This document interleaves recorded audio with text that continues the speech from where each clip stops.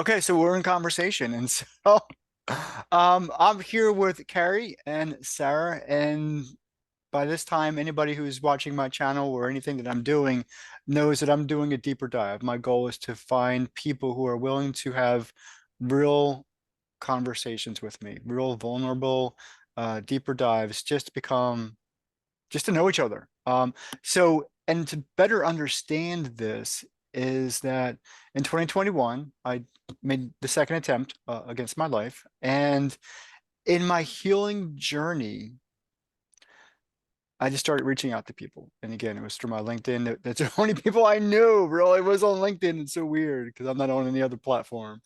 Um, and I just started asking people to have a conversation, not recognizing in the fullness of what that was going to become, i.e., right now, but really wanting to just connect again and not knowing how because I had spent a lot of my time alone. Even though I've been married 3 times, that seems kind of weird. But a lot of my space is in a classroom and you can't like have real deep rooted conversations with your students. It's professionally not allowed.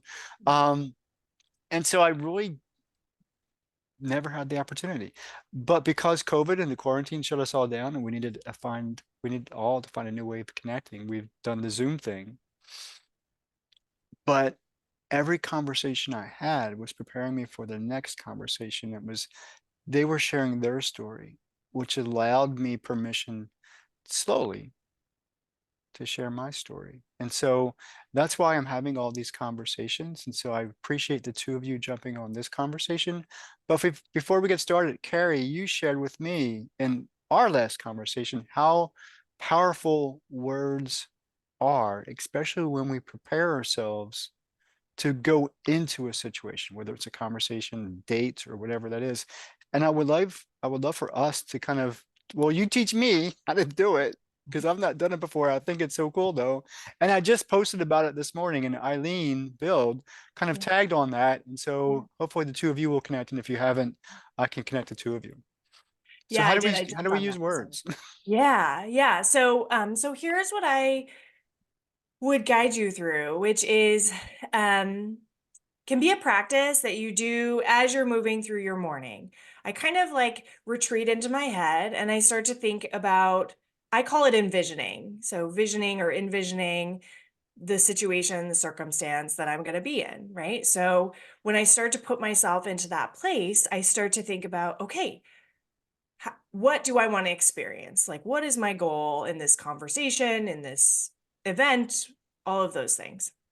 Start to say, okay, I want to have a deep, meaningful conversation, or I want to connect with somebody, or I hope that I um, um, build a new friendship that is going to lead to another conversation, right? Like, what is my goal in these moments? And I'll use the deep conversations because I think that's really where we are right now. Is like, I want to connect with people, and I don't really know how to do that, as you just said, right? Mhm. So what I do is I spend time thinking about, okay, if I'm sitting there and I'm envisioning being in this space with that person,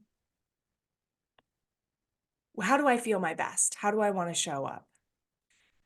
What does my posture look like? What does my demeanor feel like?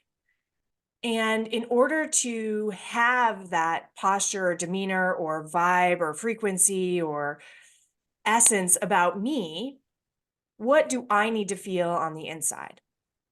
And when I start to peel back the layers, I start to say, okay, I want to be loving. I want to give a word hug. I want to be able to create an energy that makes somebody feel joy and feel happy and feel loved.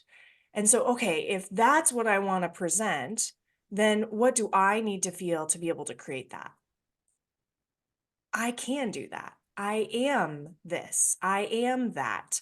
I I'm excited to share this, that, or whatever that is. And so I start to actually, by setting myself in that situation, visualizing it, then starting to say, okay, what do I want to experience in that moment? Then what do I want to cast off of me. And then what do I then need to feel in order to cast off of that? I kind of peel back to then create, I guess I would call them affirmations, right? Of like, okay, I am excited for what's happening. I'm grateful for this conversation. I can't wait to learn X, Y, and Z. I hope to exchange this sort of information. Um, I hope to inspire. I I know that I am a ray of sunshine. I am happiness. I right? What are those things that I'm saying to myself to really think about who am I and how do I want to show up in this moment? And that can apply to an interview, that can apply to a date, as you said, or it could apply to a conversation like this, but really like spending a few moments. And I think of it as like visioning and envisioning myself in that space and then tapping into like, what do I want it to feel like? And then peeling back from there. So that's what I would guide you through. How does that land for you, Keith? I have never said of myself, I am a ray of sunshine ever in my life. Well, you can say what you feels right for you, but It's usually not that bright. But I wouldn't mind moving in that direction. I don't know if it's possible. Um, yes, it is possible if you start to say it for yourself because you are a ray of sunshine for so many people. Look at this conversation. You are really bringing light to other people. Sorry, I won't. no, well, Sarah, do I reflect sunshine? You do. You do. We Then all then do. then I need to own that, I guess, at some point. You do need to own it. And that's the thing. And like, it's so interesting because if you look at yourself, I think we've talked about this before, Keith, but if you say these affirmations and you're looking at yourself in the mirror, you can't lie to yourself. So if you look at yourself in the mirror and you can look at your eyes and say, I am a ray of sunshine, your subconscious knows it to be true. And that's the really interesting thing. And it's kind of what Carrie's talking about and why we do all of these things, why we meditate, why we say these affirmations is because in our conscious mind, we can create, right? I am this, I am that. And then we look around and we're like, well, my life is not what my conscious mind seems to be saying. Well, why not? Because we operate 95% in our subconscious mind. So all of that programming that we've gotten our whole lives, especially in those first 7 years of life, is what we're running on. Like, think about it when you're driving down the road, right? And you're like thinking about 12 things in your conscious mind. I'm going to show up this way. I'm going to do this. Somehow you end up where you're supposed to be. That's your subconscious mind. It knows how to drive, it knows how to breathe, it knows how to do that. So part of this exercise is how do we get into that subconscious mind? How do we start to clear out those old programs, take a look at the programs that are running? So you have a program that's running that says, I'm not good enough, I'm not a ray of sunshine, I do not, bring people joy, blah, blah, blah, right? And then you've got this 5% going, I am a ray of sunshine. Well, it's hard if you don't clear out some of that 95% to be successful in the 5%.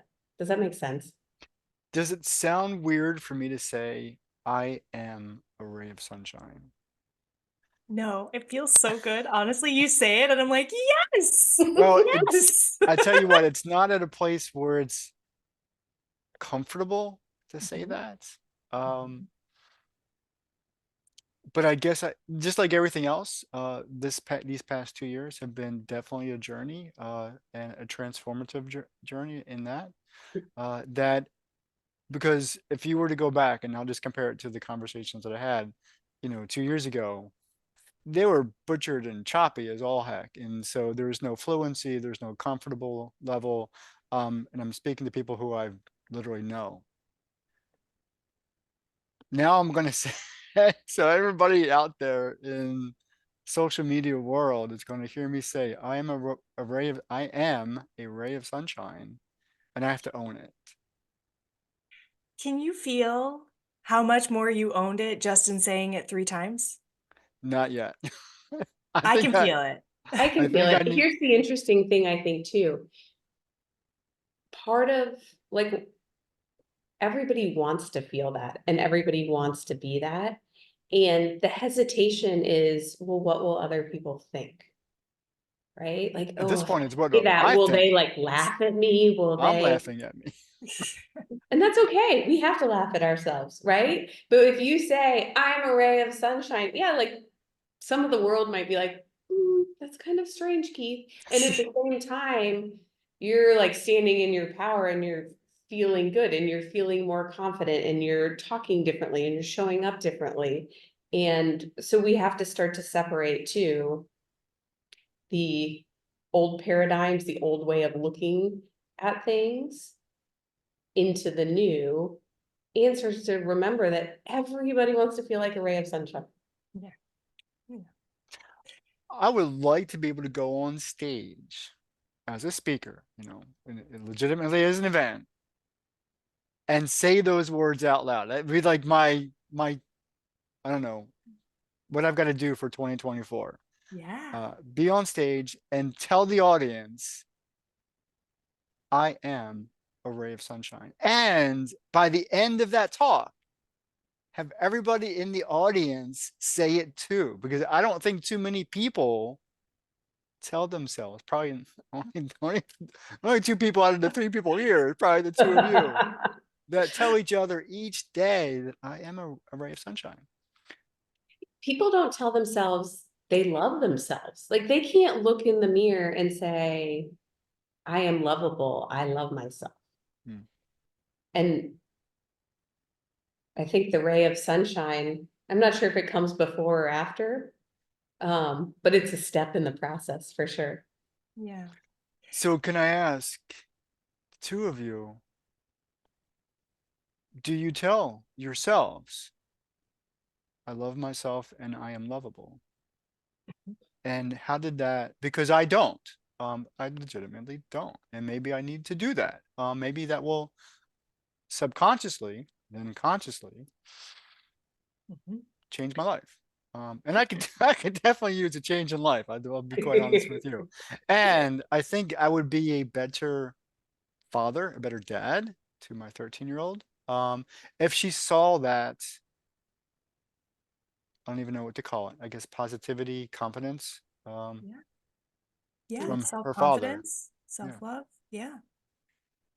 Um, Here's what I'll say, and I think actually Eileen commented similar to this, which is it's a never-ending journey, right? So yes, I say it to myself.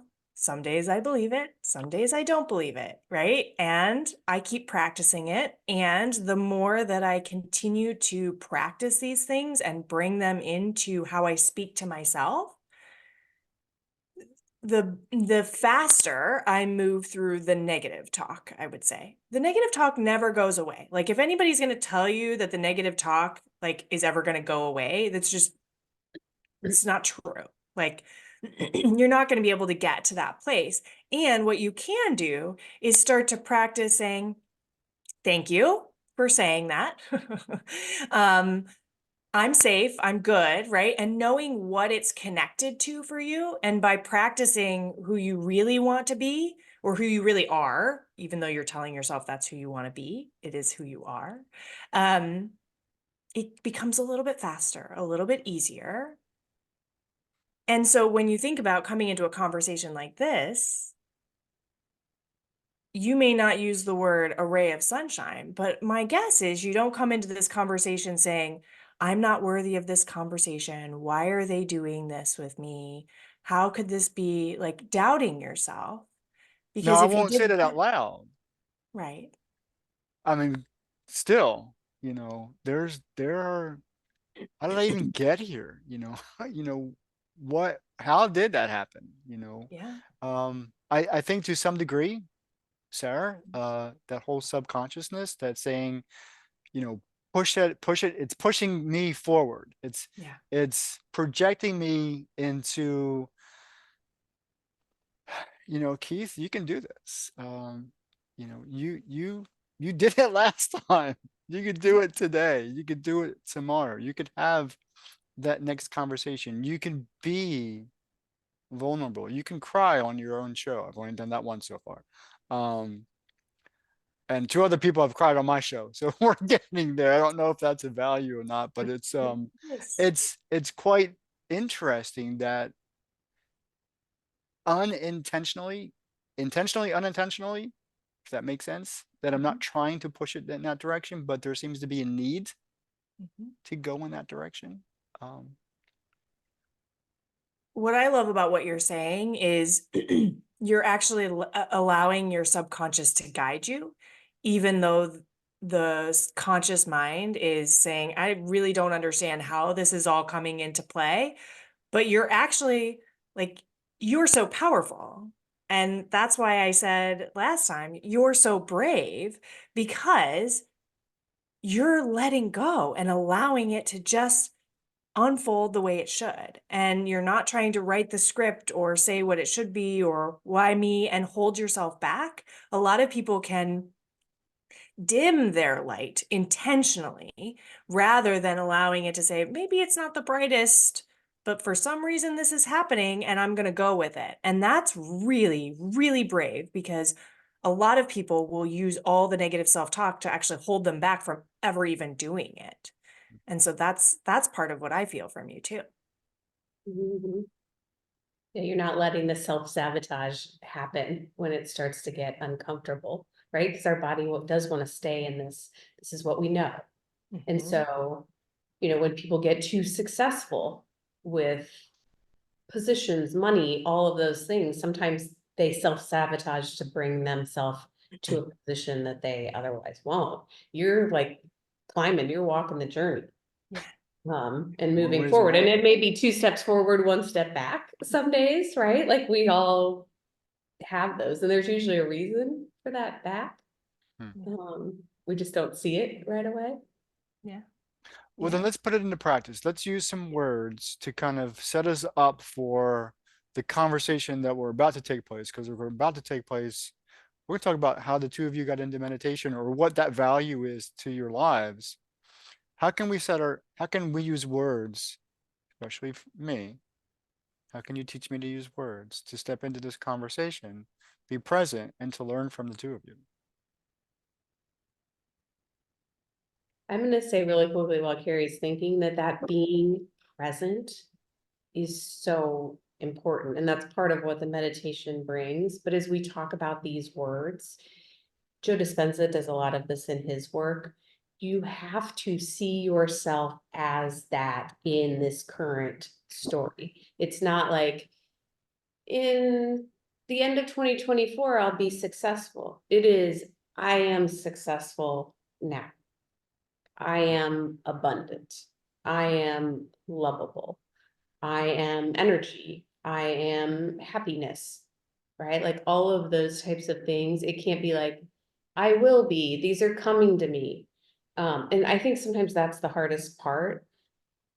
That's what meditation helps to bring, so we can get into that. But that being present and believing that all of these, and it's why we say them again and again. It's why we say them in the morning. It's why like I run through them in my head at random times of the day. Just to try to like keep staying in the story that I want to be in. Mhm. Hmm. Mhm. When I think about how we use words in that way, I think what Sarah said around presence is so important. And when I think about my experience with presence is really the only goal I'm trying to have in that way is awareness, right? The first step to me is always awareness, right? So do I hear the voice? Do I hear the negative self-talk? Like the awareness that it's happening, like what are those words that are in my head? Hmm. And so once I start to identify that I hear them, then I can start to think about what words do I actually want to use? What do I want to replace them with, right? And so presence, words, etc., all start with the very first step, which is the awareness. Because if you're thinking all those negative thoughts, then they're creating however you're manifesting in the world. As soon as I start to hear them, like, I'm not worthy of this conversation, I can say, I'm excited to have this conversation. I'm going to learn something. I'm curious what this will bring to me, right? I can start to say, even if it's not, I am lovable, I am a ray of sunshine, I am all these things, I can start to hear that negative self talk and just say, I'm curious and I'm going to go forward and see what happens.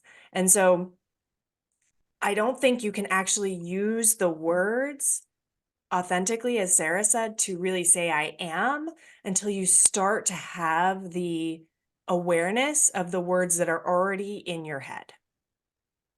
And so that would be my first step, is saying, okay, what words do I hear? Maybe I write them down. What are those words that I hear all the time? And there's a pretty simple exercise that uses words as well, which is, okay, if I've started to write down all of these words that come up, I'm going to use one that I think is pretty common. I'm not worthy. Okay, I'm not worthy. I'm not worthy of this conversation. I'm not worthy of this success. I'm not worthy of love. I'm not worthy of any of these things, right? So if I just take I'm not worthy and I um, number on a paper 1 to 25, I set a timer for 2 minutes and I write down all the reasons why I'm worthy in 2 minutes that I can come up with. You watch your mind shift from I'm not worthy to, oh my gosh, I am worthy, because look at all the reasons that are coming out for me. And you can really feel it shift as you start to come up with these reasons. And it may take practice, but it's a way to help you start to find the words that maybe replace the I'm not worthy, or the, what I like to call I love this term, which is the glimmers, right? What are those things? Oh, we're on the phone together. Like, this is happening. This is a glimmer. I can use this as a reason why I am worthy. These people want to have a conversation with me. I am worthy of conversation. I am worthy of love. I am worthy of connection, right? So if you can start to find those reasons why, then you can start to build that language that's really unique to you and what is coming up with you. So first start to hear your own words in your head first. I But it's appreciate. interesting when you think about building this as a habit. Um, if you were to say, okay, in 2024, I'm going to work out and I'm going to go to the gym every day, right? And it's going to be amazing. And I'm going to be there for an hour and a half. Right? But people do this, right? Instead of that and thinking, and I'm going to be up 5 pounds of muscle and I'm going to be able to bench this and da da da. It's like, okay, what do I have to do to get myself to the gym every day? What is the initial part of that habit that starts to create it, that makes it a win? And it may be, I'm going to do 5 jumping jacks a day, because even on my worst day, I can do 5 jumping jacks, right? And when you back that up even more, to Carrie's point, so you see our meditation on LinkedIn, right? Mhm. And you're like, okay, well, something in me is curious about that, but I can't meditate. I don't know. My mind just keeps going and da da da da da, and I'm never going to be able to meditate. And I can't. If you back it up and say, okay, what can I do around meditation if I'm curious? I can log on and show up. I don't have to put my face on the screen. The initial thing that I can do is I can log in and I can listen, and I may listen with my eyes open. My mind may be going all over. I can listen. Okay. I'm curious. All right. That's good. You don't have to have 18 reasons, right? You have to have one. What is this all about? Start there. Mhm, mhm, If we go back, and because we are going to pivot into meditation, if we go back and say, what are my negative thoughts around meditation? One, I'm unaware of what it is. Like, I don't know what it is. Because I don't know what it is, I'm scared of what it is or what I think it might be. The other part of that is, um, I, sir, I like to think. I like my brain, from the moment it wakes up to the moment it actually, I don't even know, like I'm asleep, like that transition point. Um, hell, I'm a doctor. I'm a doctor of education. I enjoy, you aren't going to hear too many people say this. I actually enjoy thinking. mhm, Thinking is fun. I'm a creative. I'm a writer. I'm not. So heavily, overly successful at it, but I enjoy the writing process. I enjoy putting ideas together. I enjoy planning. I enjoy thinking. It's like a high, to be quite honest, in a very weird, very weird way. So I say that to say, I am afraid that if I'm meditating, I'm going to lose my thoughts. And I don't know if that's true or not, because again, I don't know the space. And that is a big wall barrier to me. Yeah. That I hit with a fist, and I don't break, metaphorically. And then I don't break through that. Does that make sense? Yeah. Yeah. Has anybody ever said that to you? It's funny you say that, and I'm like, huh, I think that's how I am. I love to think. I can't make my brain stop. Like my brain keeps going, going, going, going. Like I was up in the middle of the night thinking about things and I was like, okay, how do I find peace and calm? Because sometimes the thinking is a bit of a doom loop. Hmm. This is my experience, right? Where it's like, I can't really, like, at 2 o'clock in the morning, I can't solve this problem, right? Like, I can't get somebody on the phone. I can't, like, whatever it is that I'm thinking about. Like, I can't, that's actually in my head worrying rather than actually thinking, right? So, what part of it is worry? What part of it is thinking? But it's interesting you say that because I'm like, the first thing that comes up for me when you say that is, oh, I love to think too. I'm so curious. I love to learn. I love to read. I love to obviously have conversations, dig into these things, really understand them, ponder, wonder, like all those things like light me up. And I actually think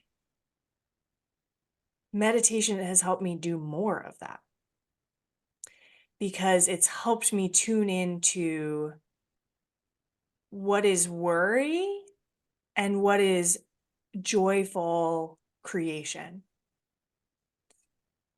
And as I say that, what's coming up is like this, it may sound odd, but as I've meditated more and as I've really sunk into allowing this space to happen, and it takes a ton of practice to turn off your brain. Like, and it still doesn't happen every single time I meditate. Like, there are days where I'm like, it just ain't happening today.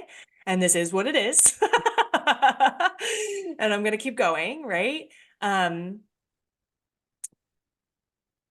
I actually have a lot more confidence in knowing that when it's time to think or create around something, I have everything I need right there in that meditation. So I'll use as an example, Sarah and I had a conversation a couple of weeks ago with a big group of people, and it was like, okay, I have so many thoughts in my head, like all these things are coming up.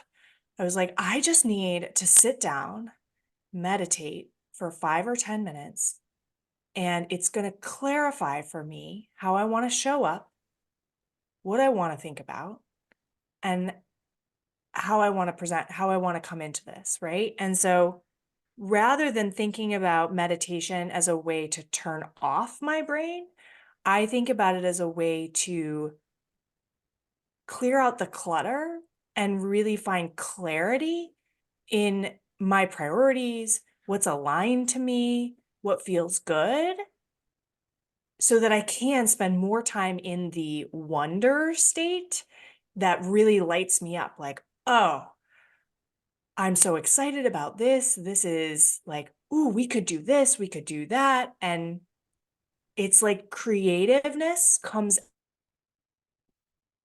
I'm able to clear out all the stuff that's kind of that negative talk, right? That bogging me down, like rather than just being in the abundance mindset of everything is possible. Hmm. So that's kind of how, like, I hope that answers your question, but that's how I think about it. And now I know if I'm bogged down in worry or, oh, this isn't going to work, or that's not going to work, or I haven't done this, or self negative talk of like all these different things, or you haven't done this yet, or this hasn't happened, or you're behind, or this isn't perfect. I actually know that those thoughts and those wonder and that creativity exists if I spend a few moments in meditation for it to come out whenever I want. So all I have to do is meditate. And then whatever it is that I think I can't do, it's like, then it happens. So it's like a storage retainer box of like all the good stuff in me. And so if something comes up for me and I say, oh, I would really love to do that tomorrow at 2 o'clock in the morning, I have so much more confidence and comfort in if that is an idea that I am meant to bring into the world or I'm meant to create, it'll come back to me. So I don't hold on to things the same way.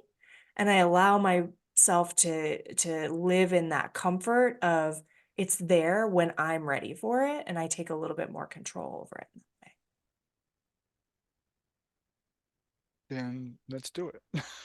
Can we, well, tell me what meditation is, and let's practice if that's what I'm supposed to say, or that was bad. At least try. Because again, this is not my space, but Yeah. Yeah. um Go for it, Sarah. And there's so many different forms and ways of meditation. That's where I think people get tripped up, that, they think it's like sitting on a cushion going the whole time, which is, but you I do know can. people who do that. Yeah. I like the I word do. om. I like the vibration of it, but I've been a yogi for a million years. So I'm kind of Literally. comfortable with that. I know, right? I look really good for being that meditation. But to that point, like, I do better when I move my body before I sit down, especially when I like have things that I'm struggling with. Like if I can go for a walk, do something, do some breathing, like if I can get some of that energy out, then I can sit a little more easily. And some days I can't sit and have a quiet mind. So I need like a mantra, or I need that music in the background, or I need to count my breaths. But for me, it's almost like it is that clearing of the clutter, and the thought that, like, if your kid says, I want these 5 toys, right, for Christmas, and you look at their room and you're like, I can't even walk in your room. Like, there's no space for it. There's no space sometimes in my mind for new things to come in, or for that Lego set to be built differently, because I can't even see all the pieces and parts. So it starts to like almost like strain out the things that you're like, okay, I told myself in 12 different ways that I'm worried about this. Thank you. Right. And sometimes I see it like almost like a stream, and the boat's going down with those thoughts, and there's that worry again. Up, and there it goes again. And like you start to almost laugh. You're like, hi, I got you, I see ya, right? We're good, right? And then maybe it doesn't come back again. Or another way to think about it is like when you go to the dry cleaners and the clothes go around and around, you're like, oh, there's that red shirt again and again. And so like you do have to kind of just laugh. And some people could sit down and immediately have a quiet mind. For other people, it's like, okay, I have this chalkboard, this whiteboard that's full of writing and whatever. I have a new formula or a new stanza that I want to put on here. There's no room for me to write it. So if I can start to like clear off those things that aren't serving me anymore, then I can rearrange them differently. Then it can come into fruition. And I think some of that is trusting, like Carrie said, that that idea does and will come back to you. And I find when I can meditate, it's not always that it comes to me during the meditation, but then it'll be like 5 hours later and I'll be like, that's what I should do. Oh, okay. Yeah. Which is hard for my impatience, but trusting the process. I think one thing I want to like double click on is meditation is just like yoga is a practice. And I think we have eroded the value of that word at this point. We kind of forget, we skip over it, right? Oh, I practice meditation, or I practice yoga, or I practice basketball, or I practice all these things, right? When you practice it, you're practicing. You're not doing, right? Like it requires constant practice, meaning the first day you meditate is not going to be like the 100th day that you meditate because you've practiced, let's say 100 times, right? So if I go out on a basketball court today and I want to practice basketball, I'm going to start by dribbling the ball and I'm not going to be great at it the first time, right? But every time I do it, I'm going to get a little bit better at it, or I'm going to get a bit more comfortable with it. And I'm going to explore, oh, hey, okay, now I don't have to feel like I'm holding over the ball, like making sure that it stays in the right place, right? Like I can stand up, I can relax a little bit. So now I'm at that stage, right? And so we can't skip over the fact that meditation is a practice and that we don't do it right. There's no right way to meditate. And that's hard for humans that want, well, just tell me how to do it. Because that's what I'm Tell me. asking. Tell me how I to do know, I it. know. I can feel that you're like, but what is it, Carrie and Sarah? Mhm. But well, so maybe I do it differently than you Yes. because, and I'll give you two examples. And so, um, Sarah, in our previous and in this conversation, you said you've got to. I at this point am hiking 10 miles a day plus some on the weekends. Because you both know I'm going Yeah. crossing the Appalachian Trail, Yeah. in 2025.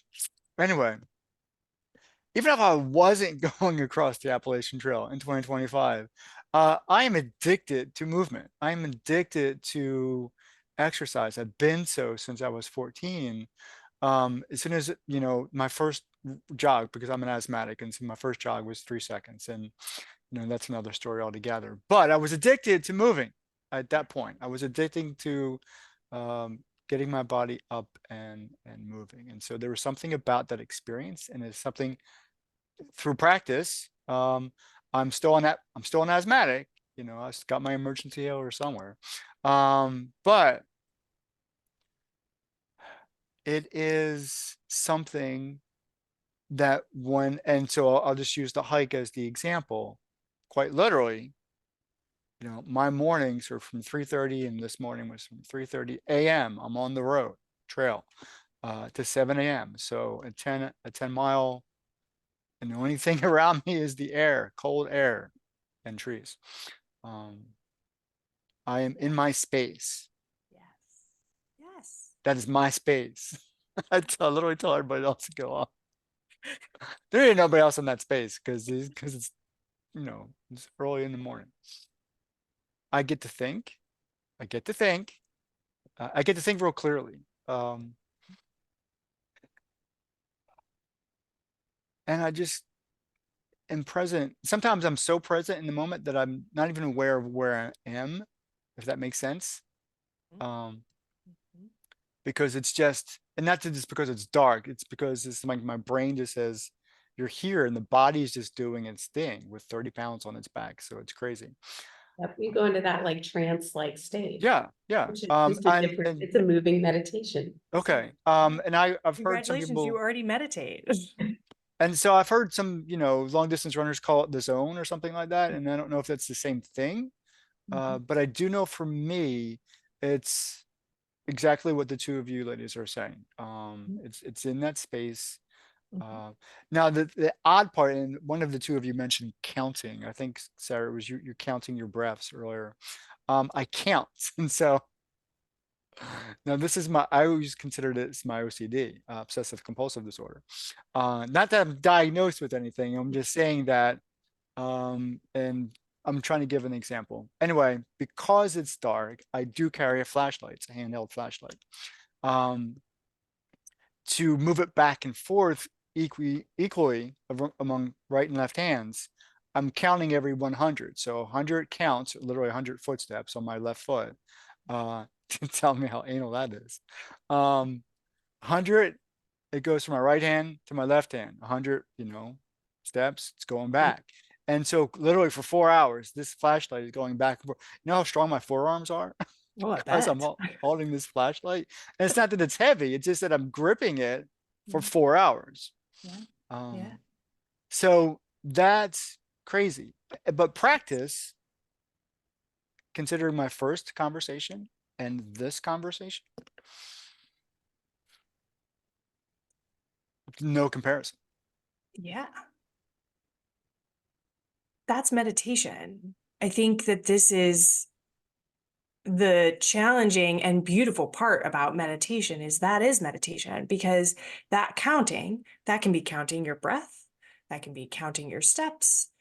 What that's doing is it's keeping your conscious mind entertained while you can fully sink into the experience, presence, be in your body, be in this moment, smelling the air, hearing the crunch of the leaves, whatever those things are, right? And that means that all those thoughts are pushed over to the side because you're counting. Your brain is doing something, so it feels entertained, and you are being just you in that moment. And so that does, whether, like Sarah said, sometimes it doesn't mean that I'm going to get things right there in that moment.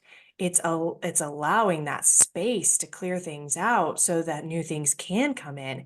And I bet when you get back from that, you feel like weight is gone, that there's like a clearing that's happened in your body because you've spent this time really present out in nature. I mean, you're just like checking all the boxes, Keith. Like you're doing all the great things, right? Like, No, I dare each of you to put 30 pounds on your back oh and go like, no. no, let's go like 10 miles. No. That's hard.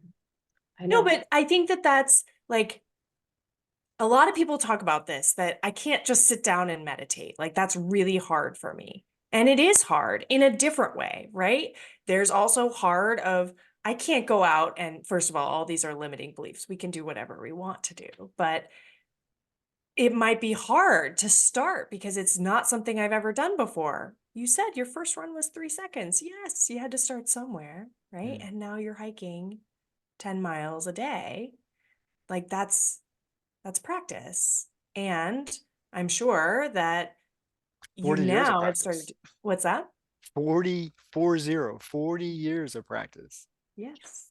Well, Yes. and interestingly, Keith, I wonder if you, at some point in your day, when you started to feel dysregulated, when you started to feel uneasy about something, nervous, got worked up, if you sat down and you thought about that feeling of walking in the woods in the morning, Mhm. even for 2 minutes, you would start to feel that sense of calm come back over you. And even that 2 minutes is a little bit of a meditation, and you're pulling in that feeling, and your whole system is going, oh, okay, here I am. When we do our meditation, we do some tapping. Tapping's a, awesome way to kind of bring yourself. And you could do that when you're walking, right? You kind of tap and you're like, okay, remember this feeling. Yes, you know, it can bring it back to you later. So those different ways of coming into the meditation, it's like then sometimes we just need a few minutes to pull ourselves back from whatever loop spiral we're starting to go on. And you remember those moments, you remember how good it feels, you remember the air, you remember the flashlight, you remember the counting, and all of a sudden everything goes like, oh, all right, this is better. That's meditation. Well, then I did it. Yes. Just not in the way the two of you do it on a Monday. And so, and maybe that's okay. And maybe that's Absolutely. just me. But it's intrinsically me. And so I didn't, just like I didn't go on a healing journey intentionally, it became that, and I recognized it for what it became, Mhm, i.e., all these conversations. mhm. Um, Only because of time, I need to ask one last question in this conversation. The question is this: is meditation intrinsic to a human? A human? Is it a need? Because if I'm doing it and not knowing I'm doing it, but my body is receiving benefits from what I do, naturally do, move and count. Mhm. I always attribute it to OCD, not diagnosable, of course. Is it a human need? 100%, 1,000%, 1,000,000%. Um, and Sarah can speak to this maybe a little bit more from the body and these things, but we're going constantly. We're not finding a way to connect into ourselves, like our body, whether that's through movement and exercise style of meditation, if that's sitting still, if that's being quiet, if whatever that is, I think of it as like there's always things coming in, right? We're overloaded with content at this point. How am I finding what's already inside of me and bringing it out? Hmm. And I can't do that if I'm always have a podcast in my ears, if I'm always on a screen, if I'm always having a conversation with somebody else. Like I need to find my way to just be in my space. You said it, my space, right? And because we have that disconnection, I would offer that's why there's so much burnout, there's so much disease, there's so much unhealthiness in our society at this point because we're escaping ourselves at this point because we're almost scared to go to that space. Yeah, I agree. I think it's the remembering of who we are, and we come to it in different ways. But there is something in that that we need to remember, that all of our systems function better, that you get this heart-brain coherence that is measurable, that you get coherence between people, that hearts can sync up between people, that we start to remember, oh, we actually are all connected. And science is now proving what we've known forever. Well, Carrie, Sarah, thank you. Once again, thank you for this conversation. Thank you for your time. I do appreciate it. So Um, welcome. and both of you said, I want to talk to some men because men are out there and they're hurting too. Because I know I'm Yes. one of them. Um, so if you've got some men who want to join me in conversation, I'd appreciate it. But the two of you are coming back, hopefully. And I Yes. know you're coming back in January. So on January 27th on a Saturday, uh, the two of you plus Marlene are going to talk about all of this and so much more. Yes? Yes. Oh, Yeah, we're yes. excited. Cool. Always back for more. Happy Cool. to. I appreciate Awesome. it. Let me stop the recorder